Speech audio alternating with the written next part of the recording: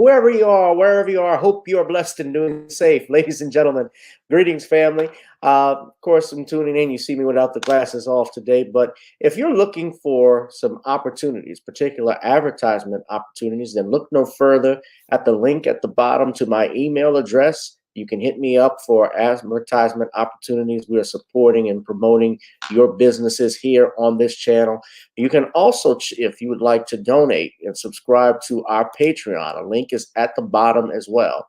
So you have multiple ways in which you can advertise with the platform by emailing me when we go on through our live stream. You also have access to premium content, those that want to see premium content that you will not find here on YouTube or Facebook or Twitter, as I am suspended probably by now.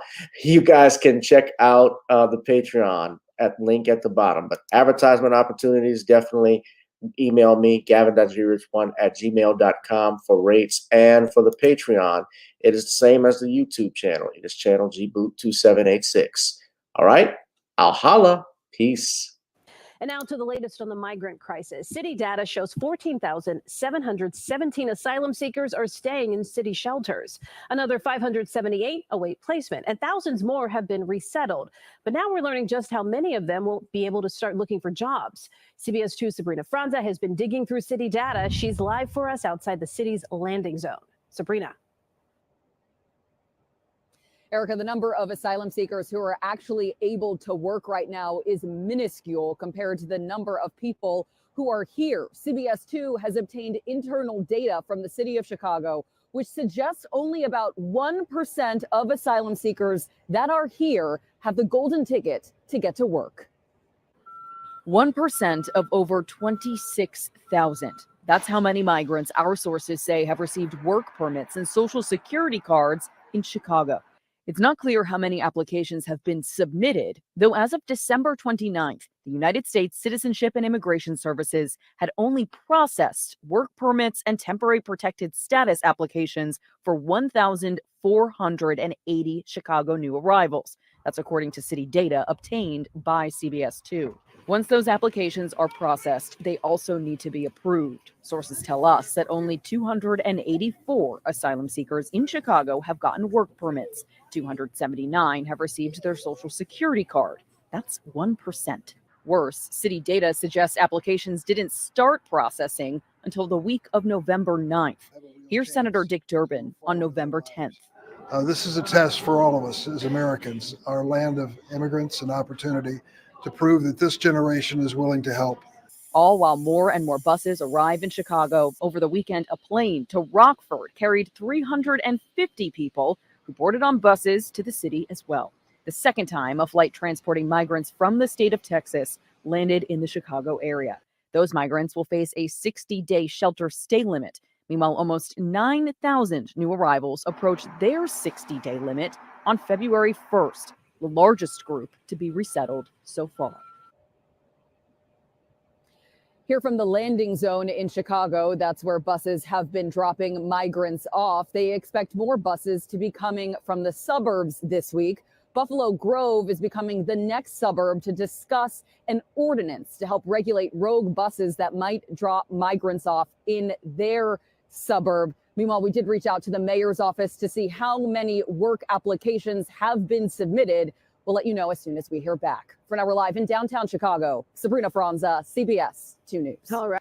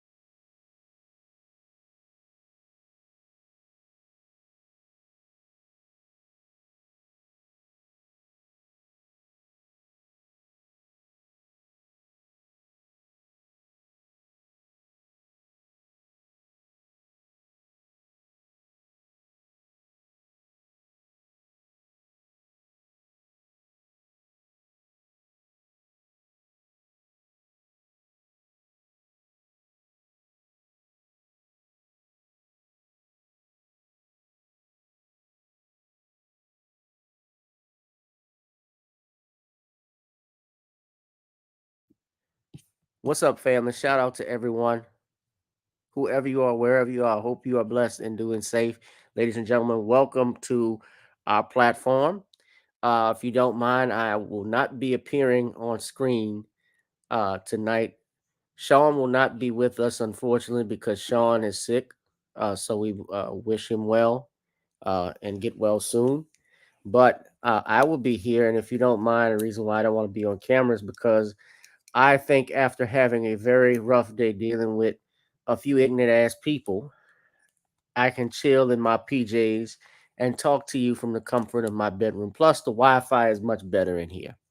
So that way I'm not getting complaints from anybody about how janky my screen looks, like I'm lagging, or I look like I got more wrinkles in my face than I shouldn't have because I'm in my 30s still and I look good. So yeah, thank you, Keating Rourke. Shout out to him. Shout out to Danielle. I need y'all to do me a favor. Please smash up the like, smash up the like, smash up the likes, ladies and gentlemen. Now, we're talking about illegal immigration or that is being promoted by these democratically elected government officials from the mayors of Chicago, like Brad Johnson, and even in New York, you have Eric Adams, and both of them are going to get their just due, their comeuppance, actually real soon when re-election comes along, probably even sooner than that. I think a lot of people are frustrated, especially in Chicago. You know, they have taken legal action against the mayor. And what you saw from this report is that only 1% of migrants, which would be about 1,000, you have at least 284 who've gotten work permits and 279 who've gotten Social Security cards. And you see that the shelters are filling up. That you can't put these people in hotel rooms too much because there's got to be money when you house people to put in the hotel rooms. And when you house so many, it becomes problematic because then it takes up space. Also, you got to figure out you have people who want to use these hotels and so forth for conferences and other functions, and they can't do it because they're being kicked out for these migrants. So bear in mind, when election season comes along, the voters will remember this stuff. And even in New York, I want to show this report. Now, I didn't even know this until recently, because our sister Dana with the data, shout out to her, she brought it to my attention earlier if you saw her broadcast. But on Fox News, I'm going to play this. Did y'all know that they actually kicked out some high school students to make way for these migrants? Eric Adams, that more than 2,000 migrants are taking shelter in New York City to a nearby high school where students will have to pivot to remote learning due to the disruption it's causing. So kids are going to be learning remotely now. Now, I want y'all to look at this. So we're going to play this. And Lord knows I don't like Fox News, but I'm not a fan of CNN either. Left wing, right wing, it's all part of the same bird. But I want to play this video, so y'all listen to this. Fair use, by the way. Many men suffer from a lack of confidence due to hair loss. So, we've created the My Hair Repair Serum with clinically tested ingredients such as soft palmetto and peppermint oil that are known to block DHT, increase blood flow to the hair follicle, and stimulate thicker and stronger hair. So you feel confident that you think I need that. Out of space, out of ideas. Now, Mayor Eric Adams is outnumbered if he thinks this will fly. Growing outrage from parents, lawmakers, people all over angry after the New York City shut down a high school to house hundreds of illegal immigrants during a rainstorm this week. Students were forced to cancel in-person activities on Tuesday and take classes remotely. After everything we learned about remote learning and learning loss and everything else, this is their reflexive fix? It was short, but now we know they'll do it. Here's one Democratic assemblyman whose kid is also a student at that school. Disruptive to our students. It's not fair to our parents. You have the migrants being placed over our own children and our community. Speaker of the House Mike Johnson with some tough words for President Biden and the city's Democratic Mayor Eric Adams over the issue, accusing them of abdication of duty. The headlines are brutal. New York City prioritizes illegal immigrants over school children. Democrats no longer value schooling for children. And this shameful treatment of New York City students as migrants needs come first. CB Cotton with more on what's really now starting to pick up some steam against the mayor and the city. Hi, Harris. Yeah, the headlines are brutal. We'll see if it changes anything. You know, students are back in school today, but the anger is here to stay, with some New York lawmakers joining the chorus of parents who are upset over New York City sending nearly 2,000. I wonder if that's just makeup.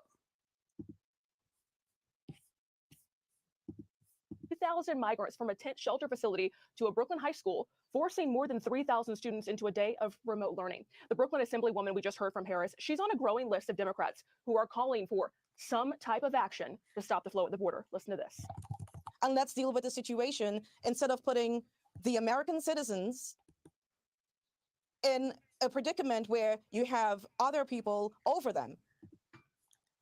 Frustrated parents held a rally yesterday, some saying teachers didn't show up for remote learning or didn't stick around for long after assignments were handed out. Some also sharing concerns about future learning loss if this were to happen again, saying their kids are already trying to make up for lost classroom time during the pandemic. Now, the migrants were moved back to the tents early yesterday morning, but some New York lawmakers don't want this to happen again. Mayor Eric Adams says school buildings are always used during times of crisis, and the city will always prioritize children's safety. I hope people are not saying we can't use a skill building if it's dealing with migrants. I hope that's not what people are saying. Because what I saw yesterday at James Madison, I saw children. That's what I saw. I saw children. And this city is never going to do anything that is going to put children in harm's way. Harris, a rally is scheduled for later today to protest and call for the closure of the Brooklyn tent city housing the migrants. Back to you. Wow, and I guess he'll just usurp more buildings like schools. He said he saw children. I guess he needs to quit his job in the United States and go to some of those countries where those kids are coming from and maybe be a leader there. Good to see you. All right. So they've kicked kids out of school just to house illegal immigrants. And I want everybody to understand this is not something, especially Black America, we should take lightly.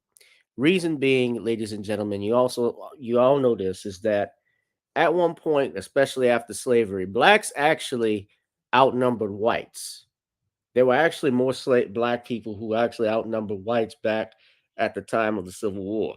The problem is, and what happened, of course, is we didn't control the economics.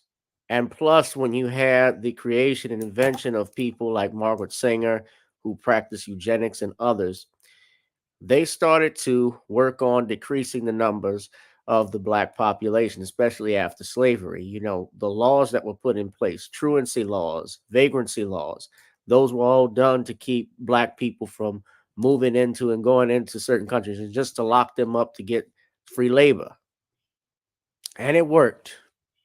And the other part of it too is that in the 60s, we were the number two, I guess, or you could say actually the number one minority in this country. We actually had an opportunity to get benefits, and we didn't. And now other groups, and this is what Dr. Claude Anderson has talked about, how there is preferential treatment to different people based off their color. You know, you have Hispanics who now outnumber you. Then you have Asians who are going to outnumber you in a few years. Guess what else is going to happen? Black people are going to be the number 4 minority in this country. And if that happens, then we can kiss all of that goodbye. Any chance of getting any tangibles goodbye, because it's not going to go to you. Preferential treatment is done by color, like Dr. Claude Anderson has said. You know, you start with brown, first is, you know, white, yellow, red, brown, and black.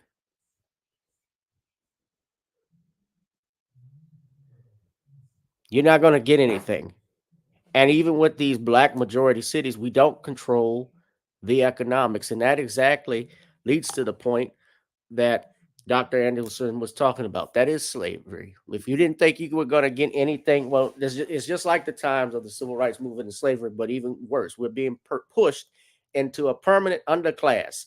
If you ever go back and look into that movie Lean on Me, when Morgan Freeman and Robert Guillaume were arguing in that scene over who the head nigga in charge was, and Morgan Freeman's character said, "We're being pushed into a permanent underclass." Joe Clark said that. Black people are being pushed into a permanent underclass, ladies and gentlemen. That is what's happening. They are literally breaking the law to bring illegal immigrants into this country. People who don't even have the right to vote. They're giving monies to them. They're getting unearned benefits because why? Democratic leaders, far left Marxist leaders, think this is going to help them in the long run beat Donald Trump. That's the point of all of this, to maintain power. And guess what? It's not going to work. This is going to backfire on the Democrats big time. Not just in this 2024 election, but even in the other elections that are going to come after it, 2026, 2028, all of it. Mark my words. You're hearing it today. I believe Donald Trump is going to win the presidency again. And I also believe this is my opinion, I believe there's going to be a sea of red this year. I'm speaking the truth. People are seeing it and they're frustrated.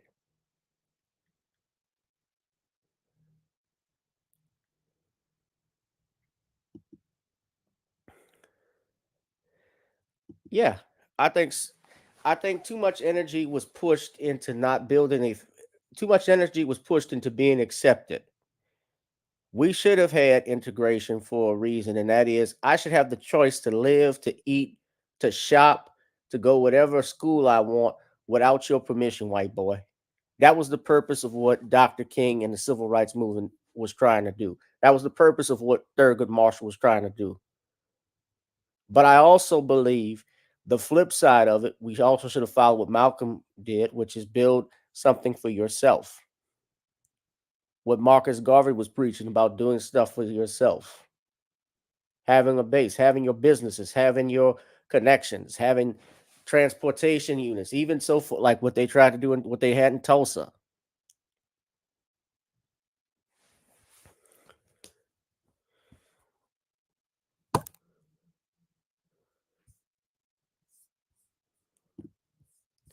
I'm not going to take any call-ins just yet. Danielle, we may do one in a little bit because I got a few more things to get into tonight. But yeah, Eric Adams and Brandon Johnson, they're embarrassing themselves. This is embarrassing, but these are shields, man. I ought to call tonight's broadcast the great battle. This is it, the great battle for butter biscuits, because that's what we have going on. You also had, I did want to mention this. This was funny. Do y'all know Stephen A. Smith and Jason Whitlock are going at each other right now? The battle of the coons. It's just war of the coons. Yeah, Jason Whitlock was on his podcast that he does, I think, with the Blaze, and criticized Stephen A. Smith, especially his book, saying Stephen A. Smith didn't write his book. And Stephen A. Smith called Jason Whitlock a fat piece of shit and a fat bastard. Hold on, I'm gonna see if I can play the video. I gotta see if I can play. I don't want to get a copyright strike, but hold on, let's see. But he said Stephen A. Yeah, he. Hold on, I gotta play it. He said Stephen A. Smith didn't write his book, so let me just play both of them right quick. Hold on, let's see. So this is on Twitter. He's told it for years. He's Big House Gaines' best friend, and Big House Gaines is his mentor. But I told Big House Gaines that I was going to write a story that he should retire because of his health, and I did it. And I told Big House beforehand, and then I wrote the story. And the chancellor tried to kick me out of school. The coaches tried to kick me off the team. He says. Now he's talking about what they're talking about too. I go find the article. Basically, how Stephen A. Smith had no credentials or anything, I guess, being in sports because he didn't average or play college basketball, like talking about it, and he said he tore his knee, hurt his knee. I think he was bending his knees, actually. Coach, put me in, boss. But yeah. Article from the student newspaper at that time. It's published in the April 1991 edition of the News Argus. Come on, it's a review of the 90-91 season. Makes sense. April. Basketball wraps up in March. Stephen A's writing a review of the season, and he's talking about, no one knows what happened. He's quoting an anonymous player saying this or that. Nowhere in the story does Stephen A say, I was on the team. Here's what happened, or here's what I think happened, or here's what me and my teammates talked about having happened. Nowhere in that story does he call for Big House Gaines to retire. It's bizarre. It raises questions as a journalist. What's going on here? There's a Stephen Smith that played on the basketball team and acquired some stats. There's a Stephen A. Smith that's on TV saying, no, I played one game. No, I played 0 games. There's a Stephen A. Smith that says, no, I broke my knee in half in 1989. There's a Stephen A. Smith that's writing a story as a journalist, trying to figure out what happened, why they had a disappointing season. He never provides any insight. Again, he's a member of the team, allegedly. Wouldn't you at some point say, this is what happened? So we came up with this wanted poster.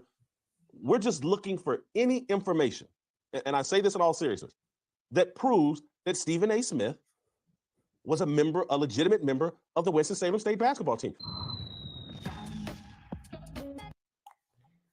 So Stephen A. Smith responded to Ham Hock Whitlock and went in. This Stephen A. Basically, Whitlock and Stephen A. do the same thing, but Whitlock, I guess, hates black people, I think, even more, I guess, on that scale than Stephen A. Smith, because Whitlock just shames and shits on every black person, anybody from LeBron to Serena Williams to you name it. He went at LeVar Ball and his family. He went in on just anything you can name. He went in on. No, I don't know of another human being worse than Jason Whitlock. He is a piece of shit. He's the dude that's gonna have a funeral and ain't gonna be no pallbearers. I think nobody will be able to pick up his casket. That's why nobody wants to. Nobody gonna have to be a pallbearer at Jason Whitlock's funeral, man. You're gonna strain your back. You trying to anybody, even with 6. That's be the first funeral if they had pallbearers where you see 10. You gotta have 10 pallbearers instead of 6. Shit. You'd have to get a forklift through the aisle and get that, man. They can't even cremate him because he'll block the flame pipes. Might be 2 people to show up. He probably want to be cremated so he could put lettuce and tomatoes on him. He's that dude. He is the absolute worst. Stop.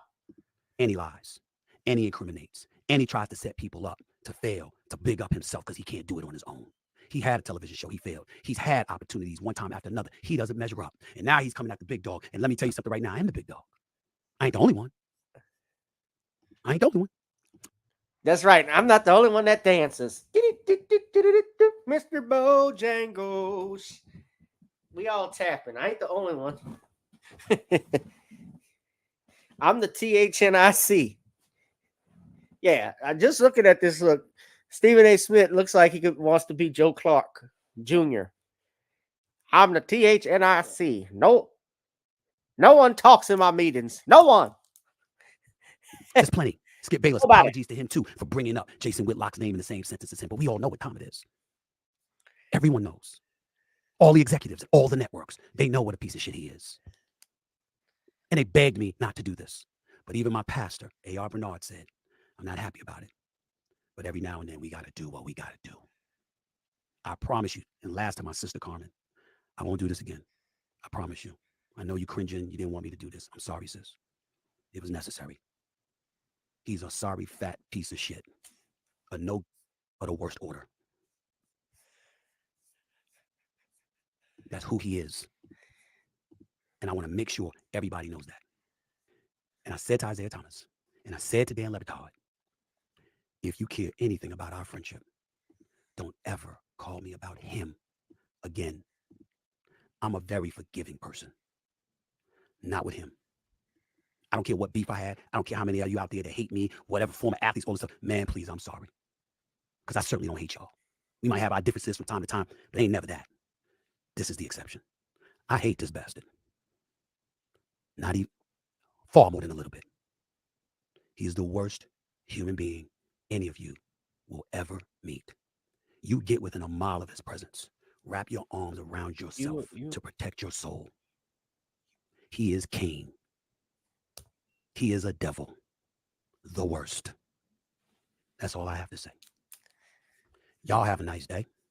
I'm going to go about my business. I will not speak about this piece of shit again. That was funny. Speeding that up. I was speeding that up for copyright issues, but that was funny. Oh, and RG3 actually got in. No. Come on. So RG3 did a video with his wife. That's his wife, I guess, kicking him out.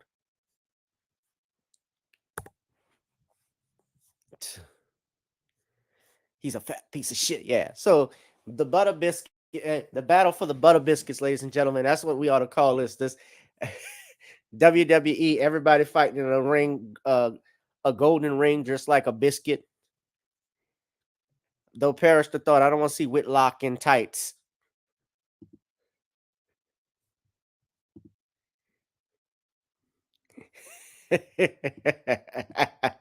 Man, I ain't seen nothing like this. But speaking of butter biscuits, now I got to talk about this because this was some breaking news, and I'm tying it in with Donald Trump. Y'all know that Trump, his civil fraud trial, I had to interrupt with that because I was going to forget. But Donald Trump has his civil fraud trial that's going on right now, and he was able to address the court over this. I want to go over with you all, I guess, what happened. Of course, you know, this trial is going on, but something else is interesting because, you know, I mentioned Donald Trump earlier, and I said I believe he's going to get reelected. I also know and want to tell you all that, and you may be aware, while he has this civil trial going on, you also know he has been investigated, obviously, for interference in the 2020 election. And the person spearheading this has been none other than Fannie Willis, who is the Fulton County District Attorney in, out of Atlanta. This was the woman who replaced Paul Howard. And Fannie Willis now, however, there's a caveat to this. She has been subpoenaed in the Georgia prosecutor's divorce case. Now, this is controversial, and I'm going to tell you why. Because it has been alleged that she had an affair with the prosecutor going after Trump in Nathan Wade. All right. So that's Fannie Willis. She's the Fulton County DA out in Atlanta. And this is Trump talking. So I don't know what Trump is talking about. Big event yesterday, as you saw in Georgia, where the district attorney is totally compromised. The case has to be dropped.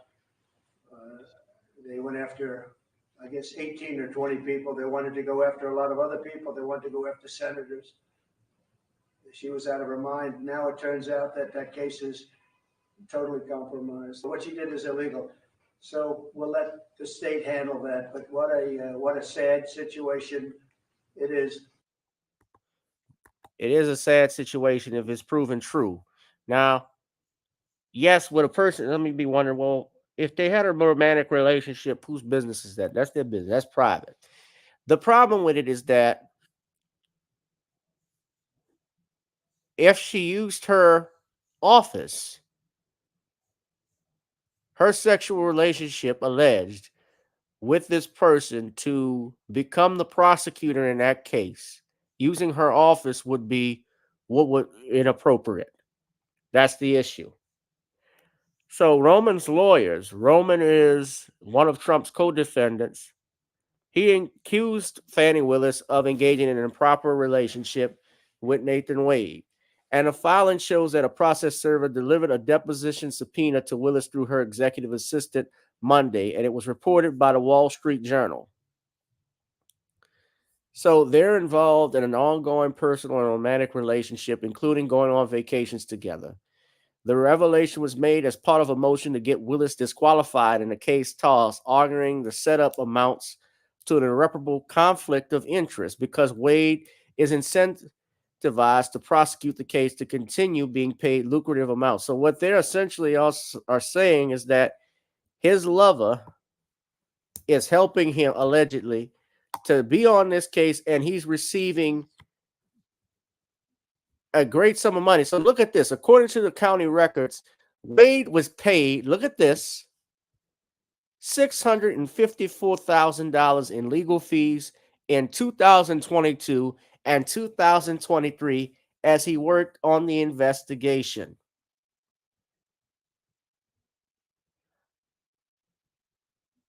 The motion from Roman, a Philadelphia-based political operative who served as Trump's director of election day operations on his 2020 re-election campaign, faces 7 criminal charges contain no hard evidence. Now, here's the thing of the romance accusation. Now,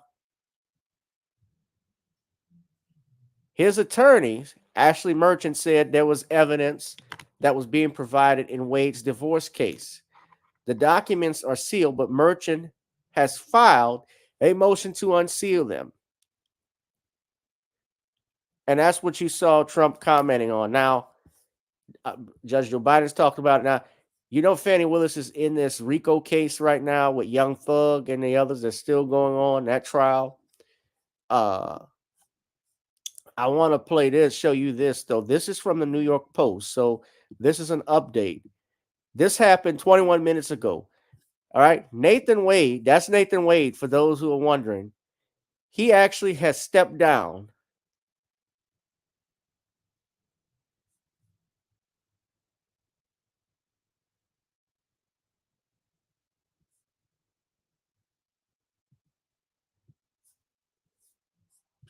I'm looking at this.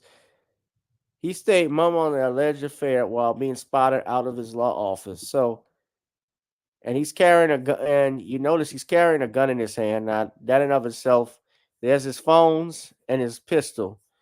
So, the special prosecutor leading the Georgia election interference case against Donald Trump didn't deny having an affair with his boss, as he was spotted for the first time after the bombshell allegations. So he hasn't stepped down yet. I apologize. I thought that's what I read, but they're saying he stepped out.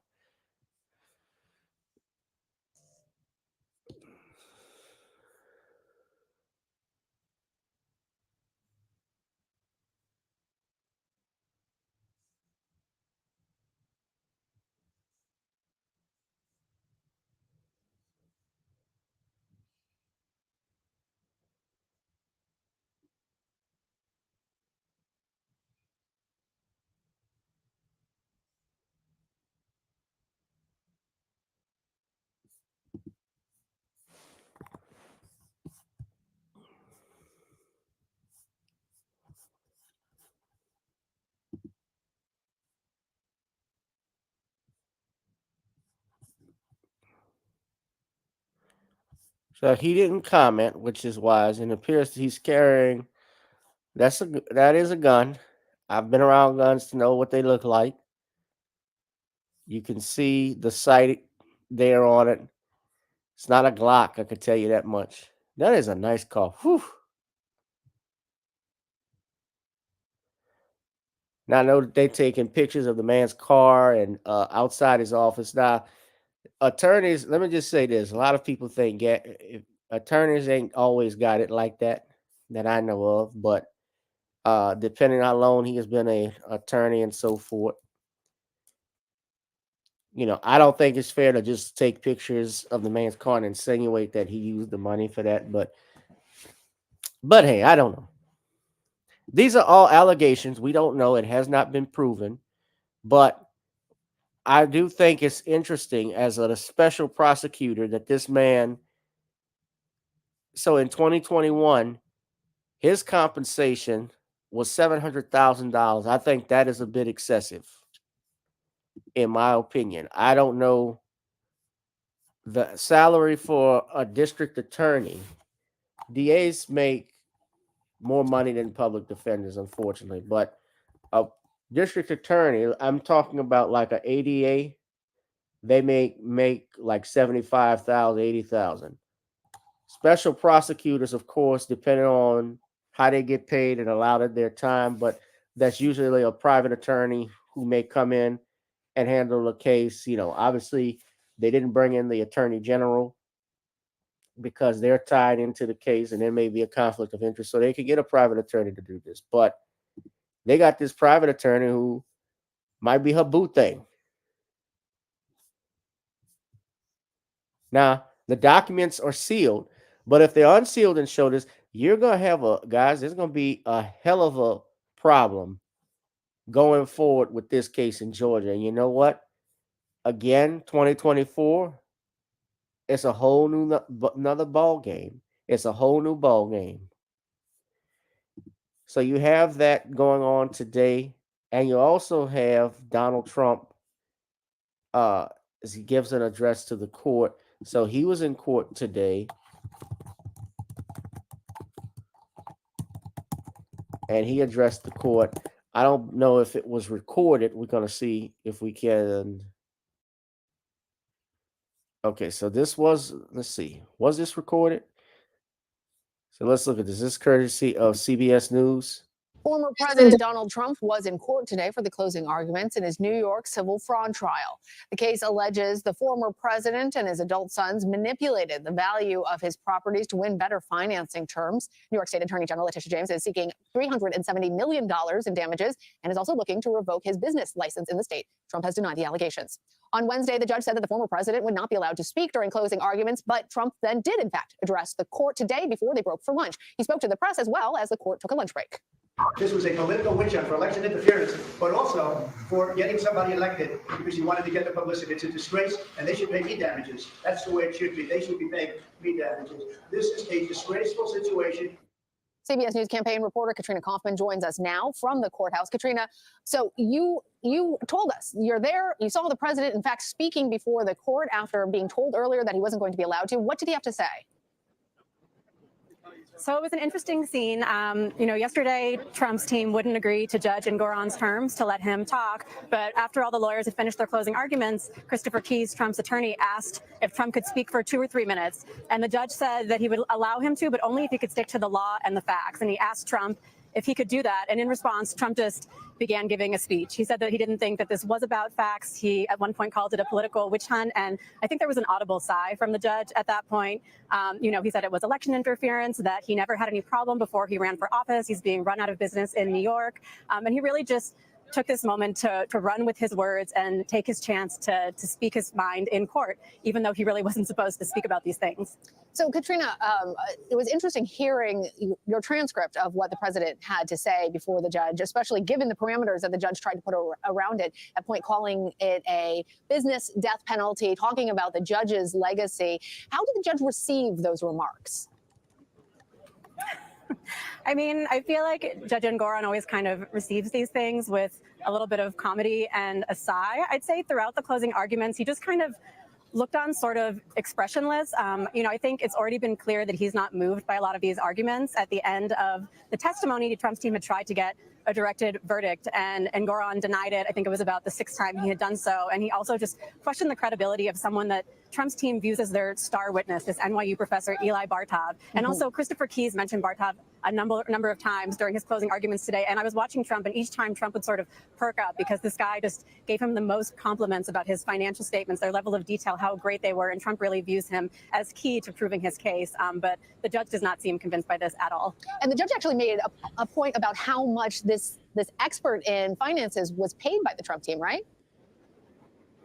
Yep, I wrote an article about this at the time. He was paid almost $900,000, maybe even more by the end of the trial. So in the denial, Engoron actually said that this just shows if you pay someone $1 million, they'll say anything. So it doesn't sound like these remarks, which were originally denied, but then proceeded anyway, necessarily helped him win over the judge who ultimately is going to make this decision. So what are the next steps in the hearing?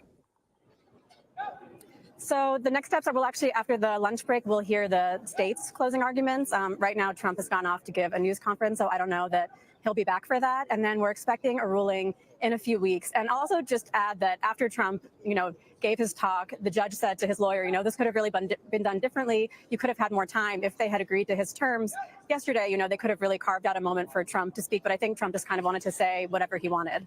All right, Katrina Kaufman, thanks for bringing us the latest.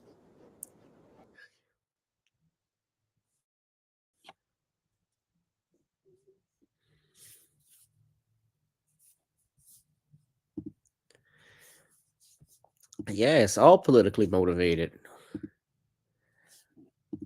Fam, like I said, all of this is going to backfire on the Dems.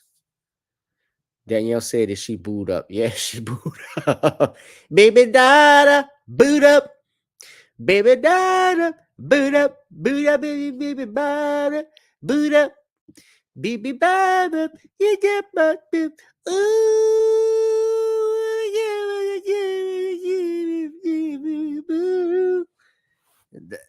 Ooh, I don't know how to. Baby boop, boot up. Baby dada, boot up. Boot. I thought it was boot up, like suit up your boot, but no, boot up. Booed. Booed in my booty.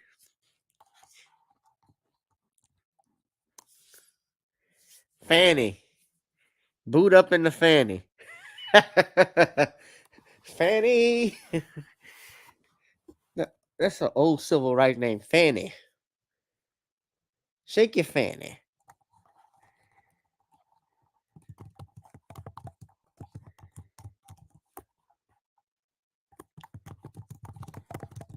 Fam, I'm putting this in the Q&A right now. What's up, computer robots? How you doing? I want to ask you, will the migrant situation help or hinder the Democrats this election?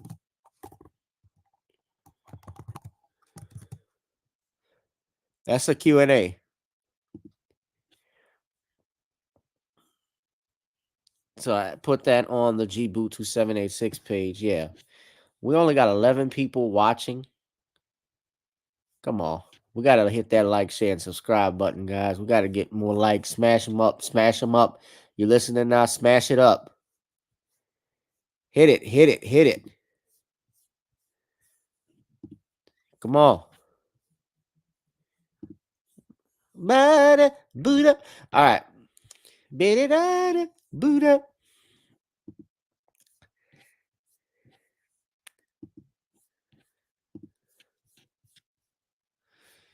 Okay, so that's the question I have. So now I also got a poll I'm gonna do.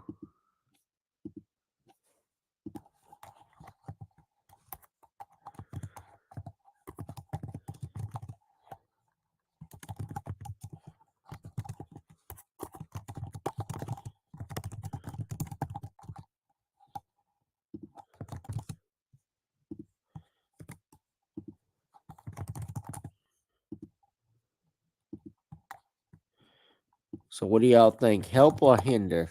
That's in the chat. All right, I'm gonna take some calls in a minute, but before I do that, I gotta announce. Everybody may not know this, so I like to have fun with stuff too.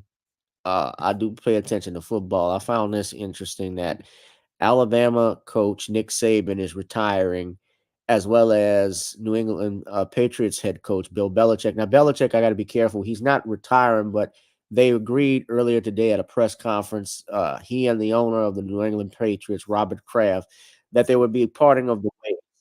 And interesting enough, he was allowed to part without any compensation, meaning that Kraft didn't request that he be traded, that he go if he went to another team, if he got any money or anything like that, because in his 23 years as the head coach of the New England Patriots, really 24 seasons, Bill Belichick has amassed a record, uh, uncompromising, of course, with 6 Super Bowl wins, multiple division titles for the AFC East.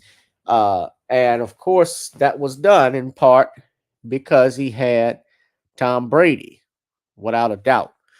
But we're going to go ahead and play a video. So this is at the press conference, Robert Kraft, and I'm going to talk about Nick Saban in a minute, but he explains why he didn't pay for any compensation.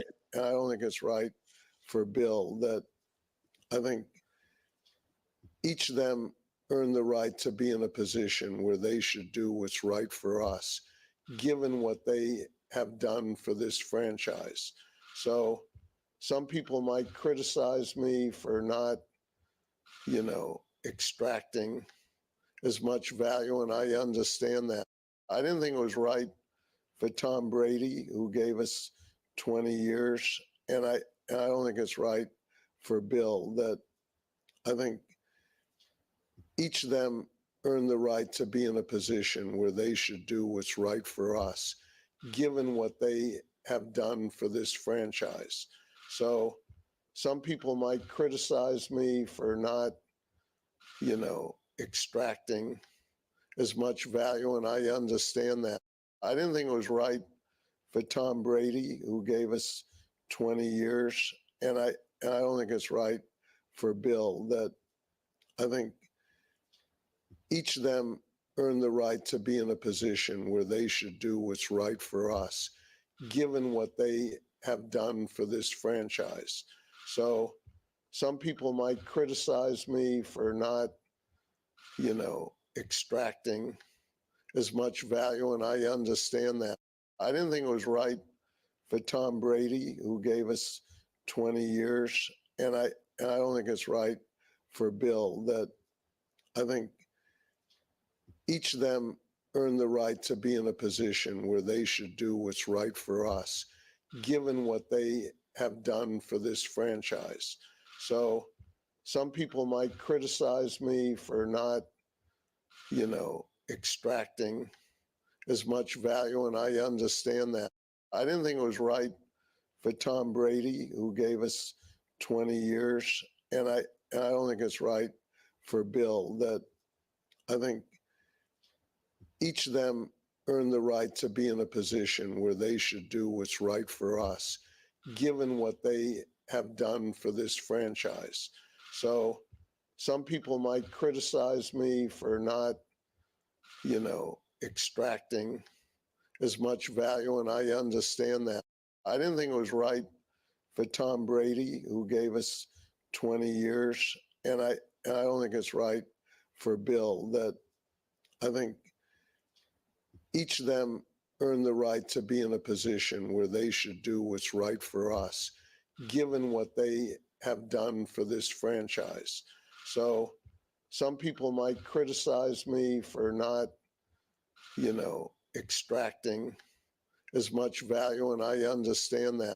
I didn't think it was right for Tom Brady, who gave us 20 years, and I don't think it's right for Bill. That I think each of them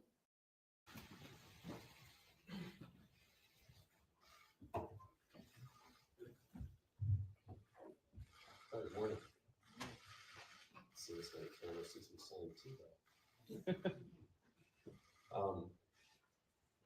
Robert and I, after a series of discussions, have mutually agreed to part ways. And for me, this is a day of gratitude and celebration. Start with Robert and his family. It's great. So much thanks for the opportunity to be head coach here for 24 years. It's nothing about the past, nothing about the future. It's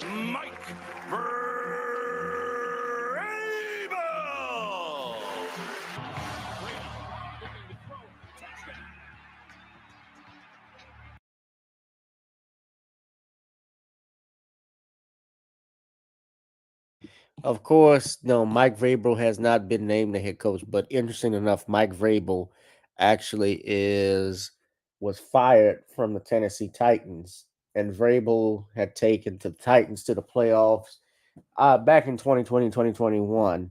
I believe he also had an AFC championship appearance that year, but the Titans struggled in the last couple of years, so they went in a different direction. But well, Sean Payton and Bill Belichick. Sean Payton being from New Orleans. Bill Belichick, of course, when he had Tom Brady, and it actually showed you his record. Very interesting. Belichick, Bill Belichick with Tom Brady. His record is completely different. With and without Brady, he's not like, and people have commented on it. So when he was with Brady, the record was completely different. So you look at this. His overall record as an NFL head coach is 302 to 165 losses. So 302 wins, 165 losses, a 31 to 13 postseason record with a win percentage of .705. But when he was without Tom Brady, he was 83 and 101.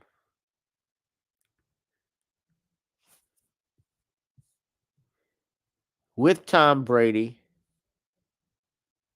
that was a little bit different. And 302 regular season wins are third behind Don Shula and George Halas, respectively. Now, Don Shula coached for eternity. I can even remember Don Shula a little bit because Don Shula was the Miami Dolphins head coach in the 90s.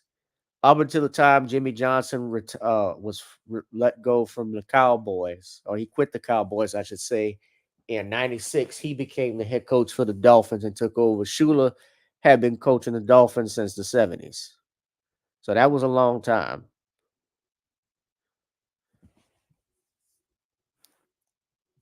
Yeah, and Belichick was a defensive coordinator. That's how he got his start with Cleveland. But interesting, you brought that up. Parcells, you brought up Sean Payton and Bill Belichick. Parcells and Sean Payton and Belichick were proteges of Bill Parcells. And Parcells, be honest, who was a good coach, but I don't think he would have won 2 Super Bowls if it had not been for Lawrence Taylor. Let's just keep it real. New York in 86 and in 90 when they won, the 91 Super Bowl. Yeah. The anchor for that team was Lawrence Taylor, bar none, the greatest linebacker to ever live. But Peyton has not been the same because obviously he didn't have Drew Brees. When he had Drew Brees as his quarterback, it was completely different. Although even with Brees, and I think Brees stayed too long, there were parts where Brees actually didn't do a good job. We had losing seasons, but we had a weak ass defense at one point. Now we got this ain't shit coach who's there, but don't get me started. Keating, this is your fault for getting me off. But Belichick is retiring. Now, one of his co-workers when he was the coach of the Cleveland Browns was a guy by the name of Nick Saban. And Nick Saban, interestingly enough, announced on yesterday that he is retiring as head coach of the Alabama Crimson Tide. Now, Nick Saban was the coach formerly of LSU, but he was also the defensive coordinator for the Cleveland Browns, if I'm not mistaken. They are actually good friends, and they had a documentary called The Art of Coaching that was made on them. But Pete Carroll also, Pete Carroll was let go on yesterday, and Pete Carroll was with the Seattle Seahawks. But Saban and Belichick are both Belichick and Saban are in their 70s. Nick Saban is 72. Is going to be 72, as is Belichick. Going to be 72 this year. So both from the 50s. And Saban's record, his record speaks for itself at Alabama. He had an impressive record of 292 wins, 71 losses, 1 tie. At Alabama, he was 206 wins to 29 losses. Remember, he won a national championship with the LSU Tigers back in 2003. LSU, that was LSU's second national title appearance. He had 4 Heisman Trophy winners from Mark Ingram, Derrick Henry, Devontae Smith, and Bryce Young. 7 national championships, 49 first-round NFL picks, the most in the common draft era. Eddie Robinson in Grambling actually has the most professional football Hall of Famers, by the way. But one of the reasons Saban decided he was retiring was because of his age and health. He felt it would be unfair to those around him to require to give 100% more when should he be given 100% at his age. So I'm actually going to play a little bit of the clip from ESPN when he gives his announcement that he's retiring. So hold on. Coach forever. But I actually thought that in hiring coaches, recruiting players, that my age started to become a little bit of an issue. People wanted assurances that I would be here for 3 years, 5 years, whatever, and it got harder and harder for me to be honest about. And to be honest, this last season was grueling. It was a real grind for us to come from where we started to where we got to.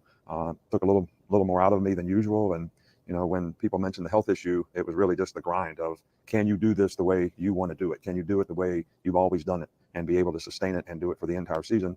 And if I couldn't make a commitment to do that in the future, the way I think I have to do it, I thought maybe this was the right time based on those 2 sets of circumstances that, like I said, there's never a good time. But I thought maybe this was the right time. So there's no illness. It's just the grind and the gruel of the season. Yeah, there's no illness. Mr. Terry's fine. I'm fine. But it was can you sustain the season, from just a mental grind standpoint. And when I was young, I could work till 2 in the morning, get up at 6 and be there the next day and be full of energy and go for it. But when you get a little older, that gets a little tougher. And I'm sure a lot of people can relate to that. What's an example of something that, when you say it took a little more out of you, a little more grueling this year, what's an example of something that happened in the season? I think that my role was a little different this year. I was more involved with the defense, had to be more involved with the defense. That took a little more time, put a little more stress, on me, made me feel like maybe I wasn't doing as good a job as I needed to in other parts of our team. And I just have a high standard for how I do things. And if I don't feel like I'm living up to that standard, I'm really disappointed. Why do you think you weren't living up to the standard? I mean, you won the SEC, you went to the play I know, away but from the national championship game. I know, but we didn't get in the national championship game, and I felt like if I could have done a better job, Michigan would have scored on the last drive to tie it up 2020, and would have had a better play to run on 4th and 3 at the 3 to, have a chance to keep the overtime going. So I'm always more critical of myself than I ever am the people around me, because I think I can control and influence all those things. But I guess I wasn't disappointed in the season. I wasn't disappointed in the team. I wasn't disappointed in the players. In fact, this team was fun to coach. They came a long ways, and I was really proud, of the way everybody bought in and did what they did to have the success that we had. But at the same time, I felt like I could have done a better job if I was younger. Man, coaching ain't no joke. And given there, you're getting up there. He's 72. Belichick is going to be 72 this year. Yeah, they're getting up there. So who would want Belichick? I wouldn't want Belichick as a Saints head coach right now. Just looking at that, I'd rather somebody I could take Mike Tomlin, because Mike Tomlin has never had. Mike Tomlin's coaches the Steelers. Mike Tomlin has never had a losing record. At best, his teams have finished at worst, his team has finished at 500. At best, they've made the Super Bowl and won. Mike Tomlin is a young guy, and the Steelers are known for being consistent with their coaches. Yeah, he's not. Oh, that's his wife. Okay. Not bad.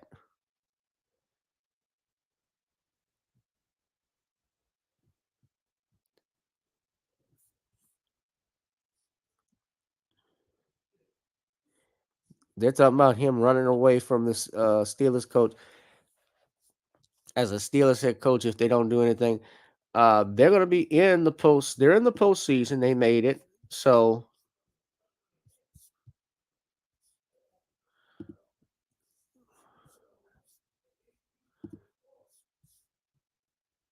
they play Buffalo. Yeah. The games are this weekend. They actually got a Monday night game.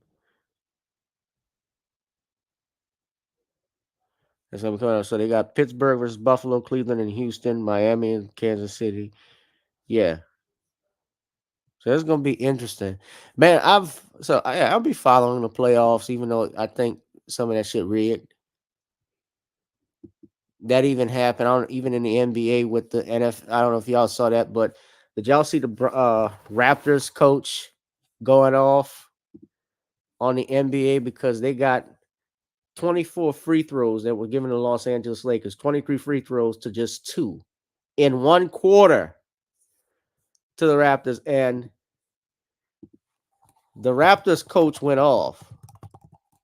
He went off in that accent. He sounded like Jean-Claude Van Dipshit. Jean-Claude, I don't give a shit. He got heated. Just listen. Hold on.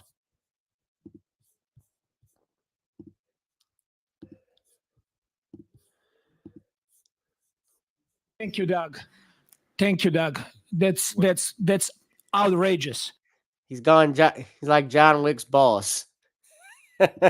What happened tonight? This is completely BS. This is shame. Shame for the referees, shame for the league to allow this. 23 free throws for them, and we get 2 free throws in the fourth quarter. Like, how to play the game. I understand respect for all stars and all that, but we have star players on our team as well. How's possible that Scotty Barnes, who is all-star caliber player in this league, he goes every single time to the rim with force and trying to get to the rim without flopping and not trying to get foul calls. He gets 2 free throws for the whole game. How's that possible? How are you going to explain that to me? They had to win tonight? If that's the case, just let us know so we don't show up for the game. Just give them a win. But that was not fair tonight. And this is not happening first time for us. Scotty Barnes is going to be all-star. He's going to be the face of this league. And what's happening over here during whole season, I've been holding the bag. It's a complete crap. Coach, do you feel like you're getting any explanations at all? That offensive foul, did you see, get any explanation? No, there is no explanation. They just come up there, they review and they see what they want to see. They don't want to hear us, what we got to say. They don't want to hear the players. They don't just want to protect us. Over the game, they got 36 free throws, 23 free throws in the fourth quarter. What are we talking about? How are we supposed to play? this a one-off, or do you feel this has been happening to your team a lot throughout the season? It's happening a lot. But I'm telling our guys, be professional. Keep fighting. Keep going for the next one. But until when? For how long?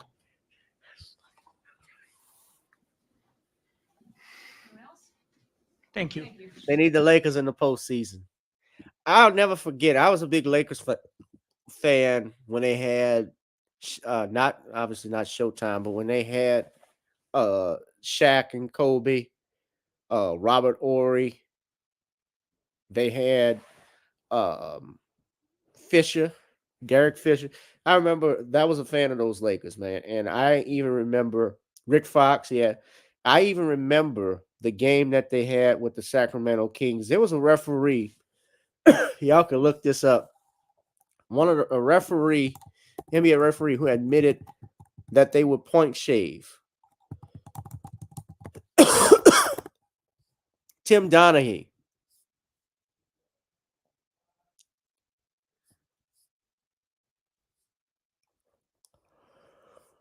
Yeah, Tim Donaghy. Y'all can look that up on a 2007 NBA scandal.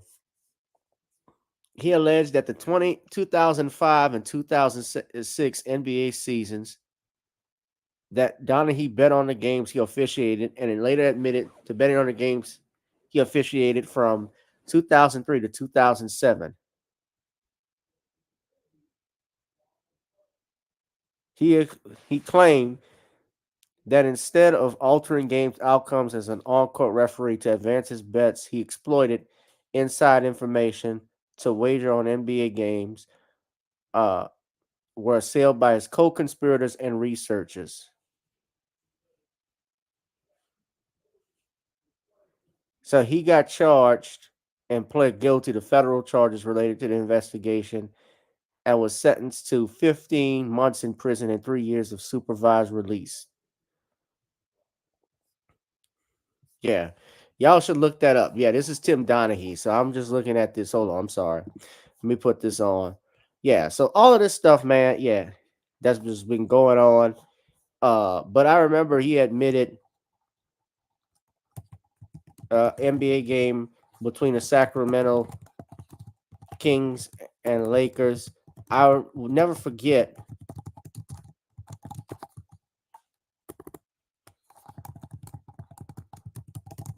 He said that was rigged. That was at the heart. I remember in that game when they had a questionable call that impacted it. Yeah, it went to game 6 because I think the Kings were actually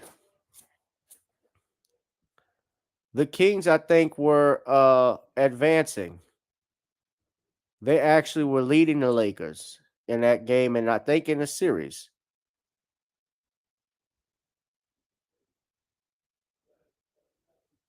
Yeah, and they talk about it. The 6th game of a 7-game series. However, Tim learned from referee that referees A and F wanted to extend the series to 7 games. Tim knew referees A and F to be company men, always acting in the interest of the NBA that night. It was in the NBA's interest to add another game to the series. Wow. Look, their foul calling also led to the ejection of 2 Team 5 players. The referees, favorite of Team 6, led to that team's victory that night, and Team 6 came back from behind to win that series. Yeah. I kind of remember that. I remember that shit.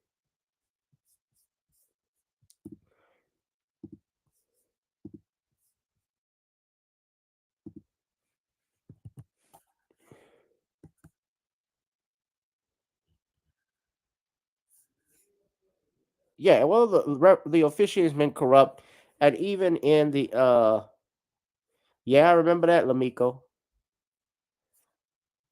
Well, look, I'm a Saints fan. Remember what happened with the no call? We know what it's like to get no flags thrown at you, and there were people talking about, oh, they need to replay the game. No, if they didn't do it for the Saints, when Roby clocked Tommy Lee Lewis, no. This was the no call. Y'all remember this?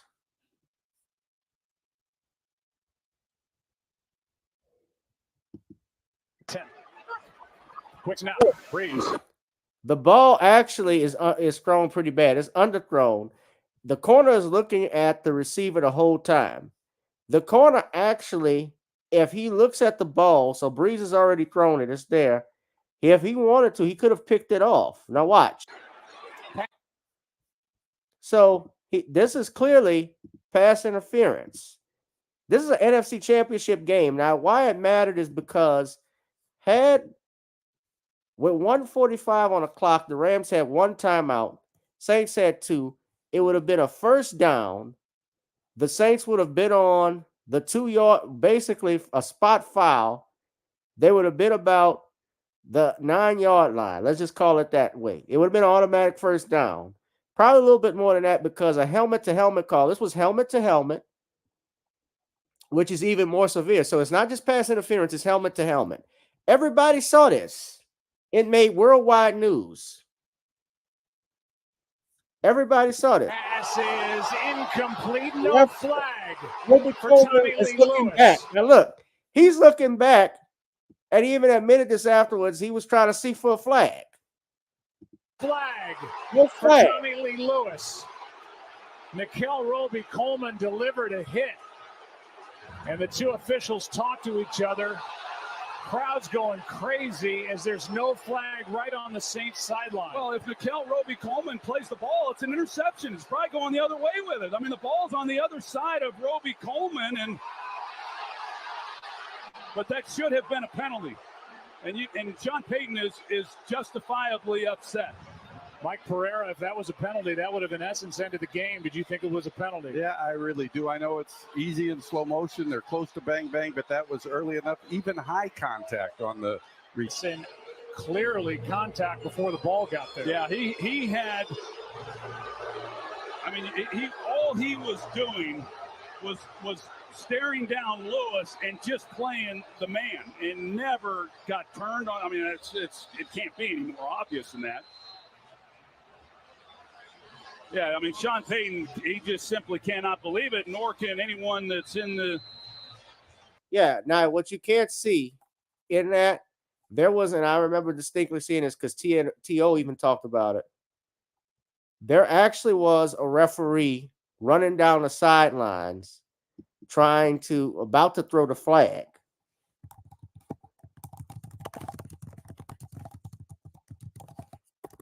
Now, even what you didn't know, even in the AFC Championship game, that was the NFC Championship game, but the Kansas City Chiefs,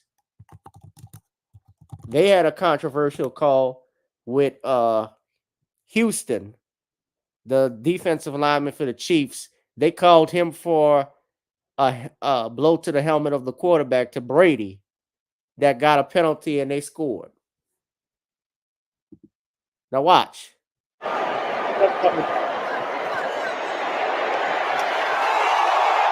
watch.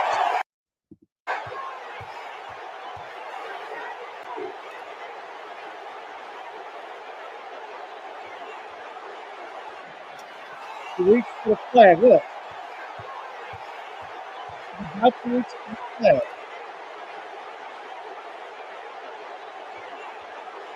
They have a conversation.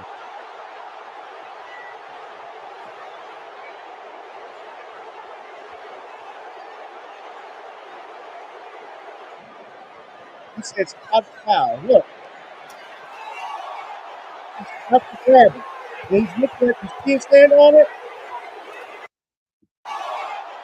Right there. You see his hand? Watch his hand. His right hand is over the flag. The flag is in the front right pocket. He's looking at the line judge, end zone judge, in fact, telling him no. He's signaling no.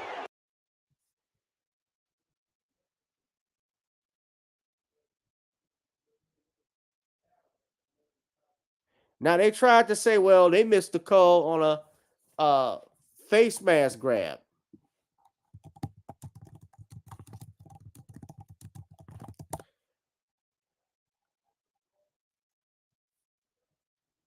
Now, there was a face mask that was grabbed. And the home team Kansas City Chiefs. It's big down right now by this Rams defense. They convert, and there's a good chance the Saints are going to come away with more points on this possession. It's like they're going to try to bring some pressure. I don't want to make all of this up, but y'all get what I'm saying. That's Fowler off the edge. Breeze throws, a lot of contact. They missed that call. That's the same corner. Nickel Roby Coleman. Roby Coleman was there defending, and it was Ted Ginn, the target. And let's look at this again. Clearly, he's grabbing him. Definitely looked to me like a hold. It didn't look like he was allowing They him didn't to come call out it. of the break. He wanted to try to work back towards the boundary. The golf running all the way They missed it. outside to relay the play. And there were whistles. The pass is incomplete. The question is, did the play count? And there looks to be some confusion down on the field right now, or was there a timeout called? Here's the call. Prior to the snap, first charge timeout. 10. Now, I'm not gonna make it all that, but y'all see what I'm talking about, because they're gonna give me a copyright strike or something like that. But yeah.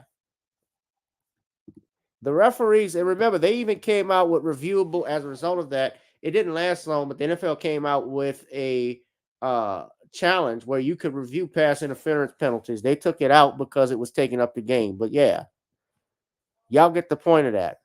But also, y'all know Hunter Biden also pled not guilty to his tax evasion charge. That was the other topic I wanted to get to right quick before we get out of here. But we're going to take a call before we get out. Hunter Biden. Yeah, he even made an appearance at Congress on yesterday, and the Republicans lost their minds. I was laughing at it. So he pled not guilty to some tax charges. But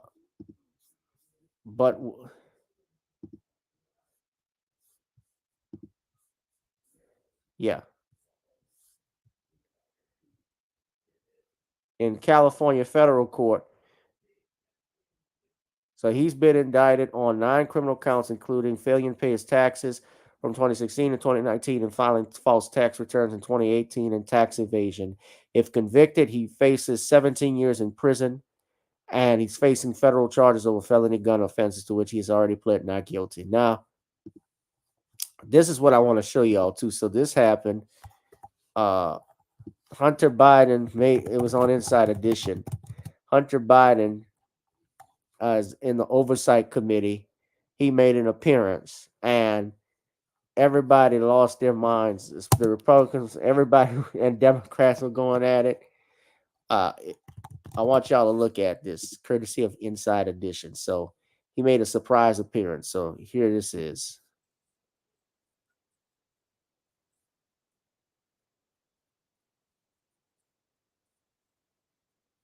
Of the blue and walked straight into a committee hearing as they were debating whether to hold him in contempt of Congress. You are the epitome of white privilege, coming into the Oversight Committee, spitting in our face. You have no balls. South Carolina Republican Nancy Mace eviscerated Hunter as Democrats chimed in. If the gentlelady wants to hear from Hunter Biden, we can hear from him right now, Mr. Chairman. Let's take a vote and hear from Hunter Biden. What are you afraid of? Hold on. Order. I think that Hunter Biden should be arrested right here, right now, and go straight to jail. This is absurd and inappropriate. I think you should have decorum and courtesy and don't act like a bunch of Nimrod. Hunter just sat there, flanked by his attorneys, grinning. It sure looks like he's enjoying the circus he created. Let's vote. Let's take a vote. Who wants to hear from Hunter right now, today? Anyone? Come on. Who wants to hear from Hunter? No one. After 12 minutes, Hunter tapped his attorney, got up, and walked out, just as firebrand Congresswoman Marjorie Taylor Greene was about to let him have it. Excuse me, Hunter. Apparently you're afraid of my words. Whoa! Wow, that's too bad. She was not happy. He can't even face my words as I was about to speak to him. What a coward. As he left, more chaos. What you have been watching, pure congressional mayhem. You're going to do a stunt. It was a pretty good one. Hunter Biden appearing at the Capitol. The president's embattled son showed up on Capitol Hill today out of the blue and walked straight into a committee hearing as they were debating whether to hold him in contempt of Congress. Just walk in a committee meeting and then walk right out, not knowing a clue was going on, just like his father. You are the epitome of white privilege coming into the Oversight Committee, spitting in our face. You have no balls. South Carolina Republican Nancy Mace eviscerated Hunter as Democrats chimed in. If the gentlelady wants to hear from Hunter Biden, we can hear from him right now, Mr. Chairman. Let's take a vote and hear from Hunter Biden. What are you afraid of? Hold on.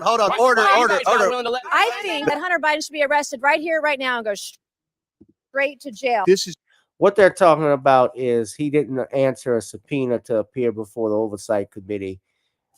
You know, like the thing with Trump, it's not court, it's not a trial, but I thought that was funny. So yeah, Biden, all this stuff is going on in politics, man. This is more smoke and mirrors. I want to hear from you all tonight, ladies and gentlemen. So my lady Danielle, my friend Danielle, asked if there was going to be a call in. I haven't done it in a while. We can take a few calls. Try and keep it to a minute. Give us your name and where you're calling from. The call in is 504-656-6760. 504-656-6760.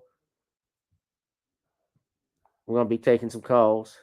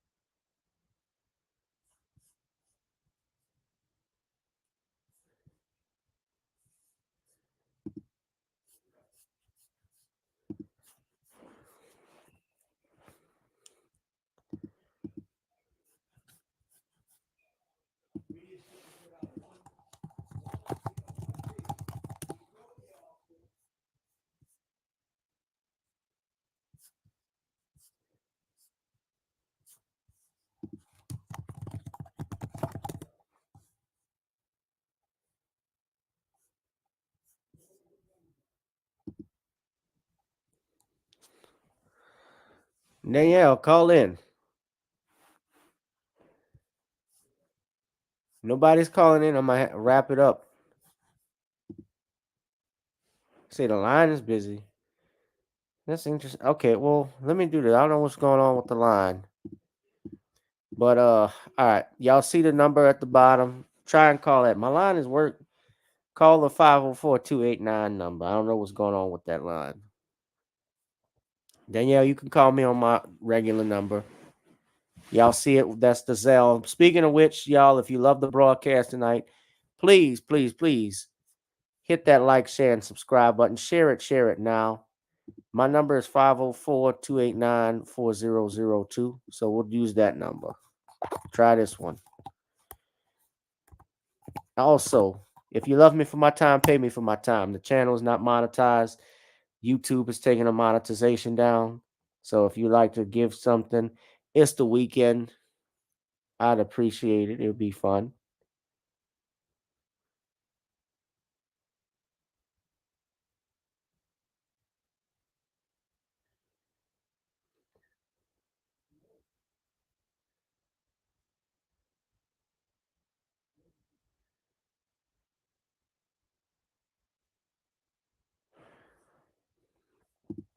All right, try and call in, Danielle. There we go.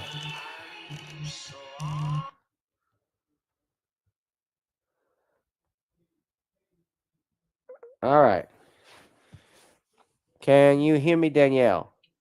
I can hear you. Ladies and gentlemen, let me know if you can hear Danielle through the mic. Go ahead, Danielle. How you doing? I'm all right. I just wanted to just give my opinion on the story that you talked about earlier with the immigrants and stuff. My opinion on this whole thing has been a complete fiasco. And you took the words right out of my mouth. I was saying that this whole entire thing is definitely going to backfire. And like you said, with them trying to make us the permanent underclass, like that saying goes, which was last will be first, and what's first shall be last. That is true, and it's going to happen. Yeah. And I'm definitely not voting at all and stuff. And another thing, I don't know if you heard about the governor of Massachusetts is thinking about asking residents to start housing the immigrants. Mm-hmm. And I'm like, well, they've been talking about that in New York. They've been talking about that in New York as well. Yeah, I know, but here's my thing. These politicians are all talking about doing this. My thing is, they need to start housing them themselves. Put them in their vacation homes, put them on their properties or whatever, instead of trying to stick them in our communities. You know, in the black, especially in the black community, taking our resources, our tax dollars and stuff. I don't have a problem with people coming to this country as long as you come in here legally. Mm-hmm. And doing it the right way. I have no problem with that. But the way that they're doing it, I have a very big problem with it. And you put it, or you leapfrogging over the people that was born and raised here, who pays taxes here, and you're taking everything. That's what I have a problem with. But I'm not blaming them. I'm blaming the politicians. So for all of them that's saying all of that, let them stick them in their homes, on their properties. Let them build tent cities. Let them put a tent city on the Washington Mall. Let them go stay in the White House. Let them go stay at the Capitol. You know, inside these buildings, instead of trying to put them all in the black community and taking our stuff. They're so quick to throw these suggestions out at us and everything. And it's gonna collapse on me. Yeah, and I can't wait. And I'm just sitting there. I'm popping my popcorn. I'm gonna be drinking my tea or my juice or water, and I'm just waiting for it. Cause I'm not voting for this mess at all. But that's all I want to say. All right. Yeah, that's my opinion. I appreciate your opinion. I just want to clarify.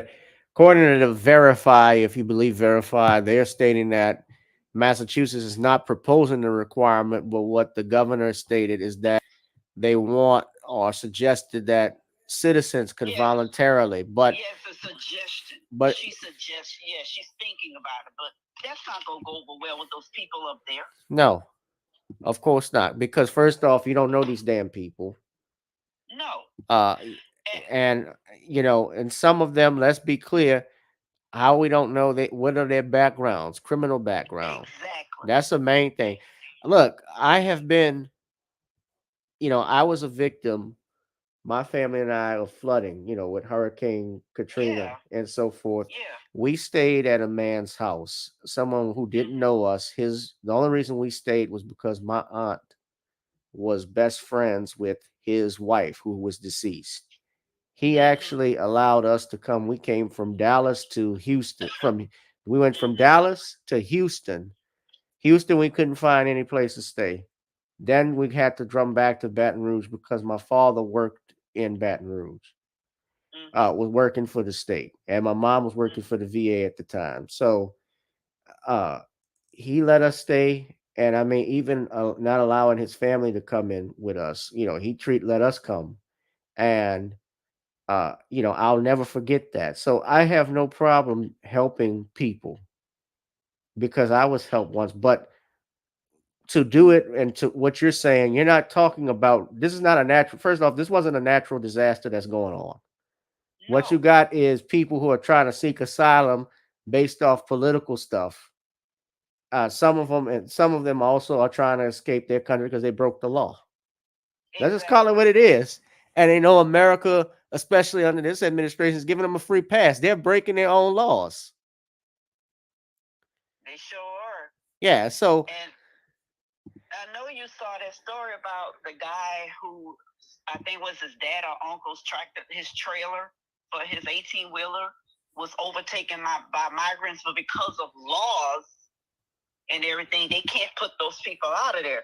What kind of mess is that? I never heard of that. I don't understand that. They overtook his trailer. Yeah, they're living inside of this man's trailer. You know, like what those 18-wheelers haul, those big trailers and stuff to haul things. These migrants, because they couldn't get their way in these fancy hotels, using hot plates to cook food and everything, which was overdrawing the power grid. So they told them they couldn't cook in the hotel rooms. So they got mad, they left, and they went and moved into this man's trailer. And because of how laws are set up, this man cannot put these people out of his stuff. And I said, I just don't get it.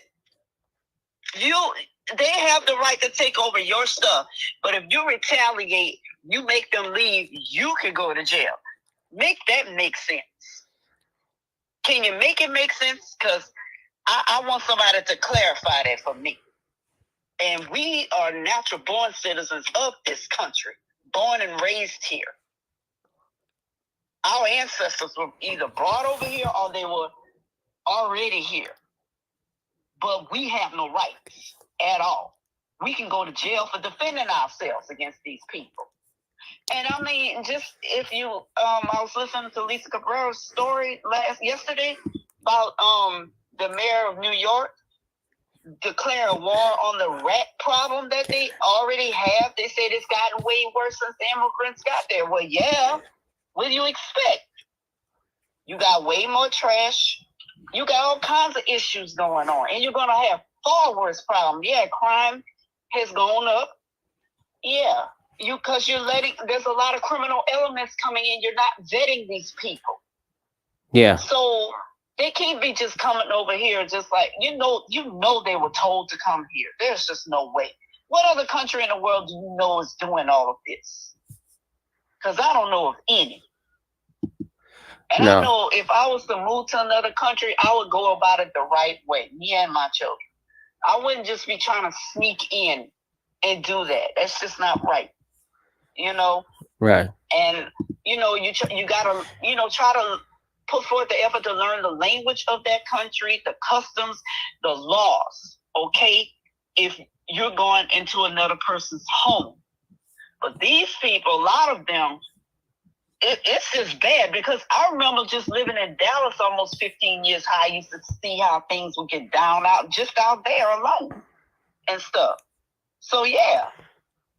That's my opinion on the situation. I really don't care if people agree with it or not. We agree to disagree. That's my point. All right.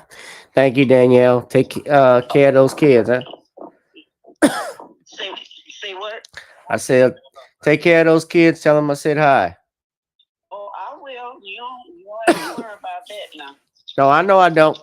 I know you do a great job on that. And yeah, but tell them I